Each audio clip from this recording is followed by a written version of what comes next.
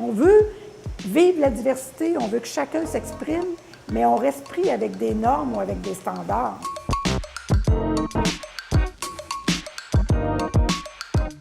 Avec les réseaux sociaux, plusieurs femmes exposent plus facilement leur pilosité et elles deviennent des instigatrices d'un mouvement de liberté et d'acceptation de notre corps comme il se présente. Elles sont un nouveau modèle, elles défendent la liberté de choix.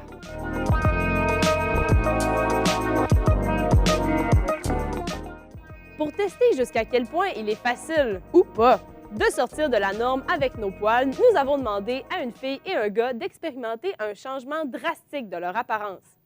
Moi, on m'a demandé pendant 1 mois de ne pas me raser pour voir un peu qu'est-ce que ça allait faire avec, par rapport aux autres puis par rapport à moi aussi. Je pense que qu'est-ce qui a été le plus difficile, c'était pas par rapport aux autres, mais comme une pression que je me mettais à moi-même. Je fais de l'escalade, puis là, des fois, j'étais genre « Ah, je vais y aller en short », puis là, je me mettais en short, puis là, j'étais comme « Ah, je pense pas que je vais y aller en short, finalement, je vais me mettre comme des leggings ».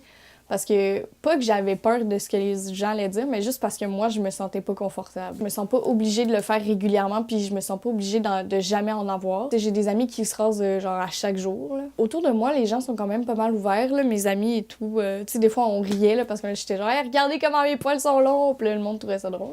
J'étais avec un garçon, puis il était comme « Ah, ben là, tu vas voir, j'ai vraiment beaucoup de poils. » Puis là, je suis genre ben, « OK, c'est correct, on s'en fout, là. Genre, c'est pas grave, si t'es comme ça, c'était comme ça. » Puis comme...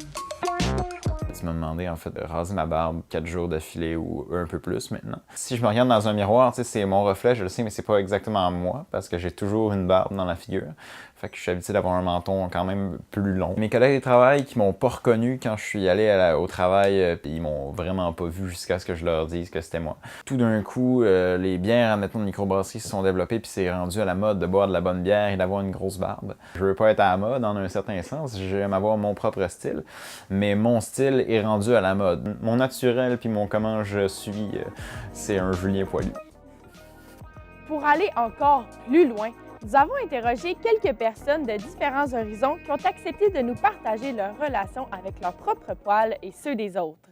Je me rase quand j'ai envie de le faire, en fait. C'est juste pas quand je me sens imposée de le faire. Étant donné aussi que je suis quand même une personne poilue dans la vie, genre, j'ai pas vraiment le choix d'avoir une bonne relation avec ça.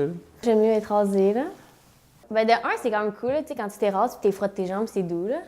Quand j'étais jeune, j'avais vraiment ce sentiment de « Oh my God!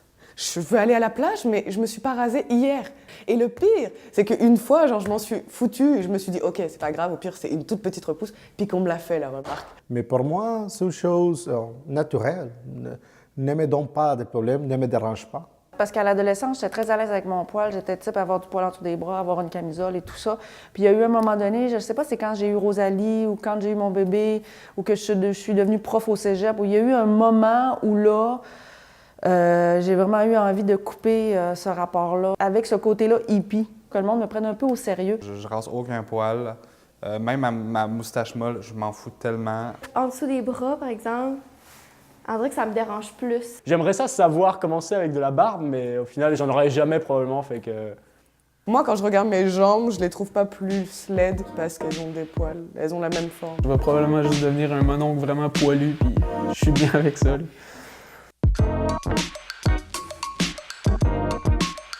Si un gars a pas de poils, ça m'intéresse pas. J'aime pas trop les poils dans le bas du dos, là, ça c'est...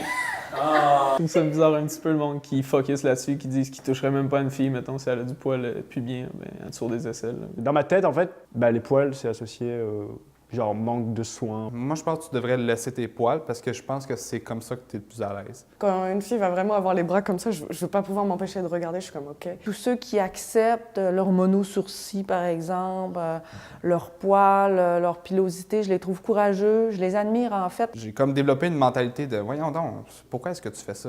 Fais juste te sentir à l'aise dans ce que t'es. » Quand mon chum se laisse pousser, genre, on dirait que c'est mon père qui m'embrasse, genre. Moi, je pense que ceux qui se cachent derrière la barbe, c'est qu'ils n'ont pas une belle mâchoire comme moi. Fallait que je la calme.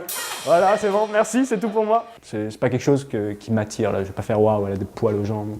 Ça m'excite. Je pense que j'aime ça, même ça m'attire le poil. Pas un fétiche, là, des poils, pas du tout. Moi, mon petit coco, il a pas ma belle poil, là, fait que je pense que je les aime mieux pas de poil. En conclusion, l'industrie du poil est un moteur économique d'importance auquel on ne pense pas souvent. Les changements de mentalité, comme nous avons pu le constater, forcent les compagnies à ajuster leur message et leur offre de produits. un sujet sur lequel nous nous sommes penchés dans un texte disponible sur le site Internet de la Pige.